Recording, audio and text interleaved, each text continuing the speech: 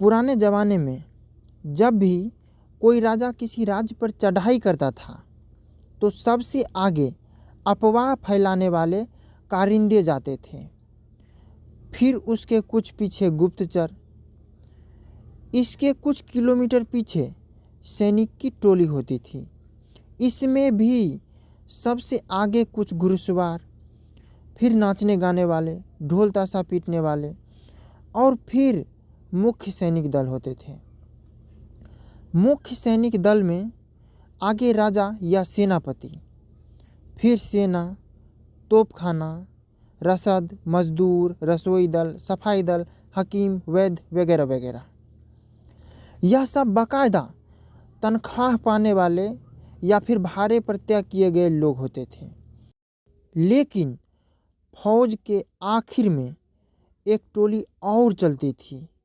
इनको न पैसा मिलता था और न ही कोई मेहनताना, लेकिन ये साए की तरह हर सेना से थोड़ा दूरी बनाकर चलते थे, हारने वाले सेना से भी और जीतने वाले सेना से भी, और हर जगह युद्ध की खबर सूंघते हुए पहुंच जाते थे। मध्य एशिया में इनको खोस या कफन खसोट कहा जाता था। इनका काम क्या था? जंग होती तो हारा हुआ दल या तो मैदान छोड़कर भाग जाता था या फिर बंदी बना लिया जाता था, और जीता हुआ दल राजधानी और संसाधनों पर कब्जा करने के लिए आगे बढ़ जाता था। जीता हुआ दल सबों को वही दफन कर जाते, दाह संस्कार करके जाते या फिर ऐसे ही छोड़कर आगे बढ़ जाते थे। अब यहाँ से खोसों का काम शुरू हो जाता है। खोसे लाशों के शरीर पर मौजूद कवच और अंगूठियाँ नोचते, मैदान में लावारिस रह गए सामान खोजते, यहाँ तक कि टूटी हुई तलवारें और दूसरे सामानों को भी नहीं छोड़ते।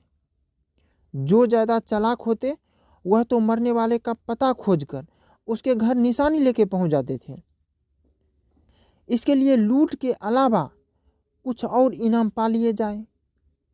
उत्तर भारत अनादिकाल से लाखों छोटे बड़े युद्धों का गवाह रहा है। महाभारत को भी यदि जंग मान ले तो 1857 आते आते पश्चिम, उत्तर और मध्य भारत का शायद ही कोई जिला ऐसा बचा हो जिसने कभी युद्ध न देखी हो। और इसका नतीजा क्या हुआ? लड़ने वाले मैदानों में मर गए। बचे कौन? बचे उनके बच्चे, किसान, कुछ कारोबारी, कुछ कर्मचारी या फिर कुछ पेशेवर, मजदूर जातियां और कबायली। बाकी सब खोसे हैं। इनकी पहचान क्या है? जब आपदा आएगी तो ये घरों में सामान खोजते मिलेंगे, लाशों के जेवर नोचते मिलेंगे। बीमारी फैलेगी तो दवा, ऑक्सीजन को ब्लैक करेंगे, एम्बुलेंस के दाम बढ़ा देंगे, मजबूरी का पूरा फायदा उठाएंगे, लूटेंगे, खसोटेंगे, मुनाफाखोरी करेंगे, ठगी करेंगे, और जहां मौत का तांडव चल रहा होगा वहां जश्न मनाएंगे। और इस काम में अमीर, गरीब, जाहिल, पढ़े लिखे सब शामिल होते हैं।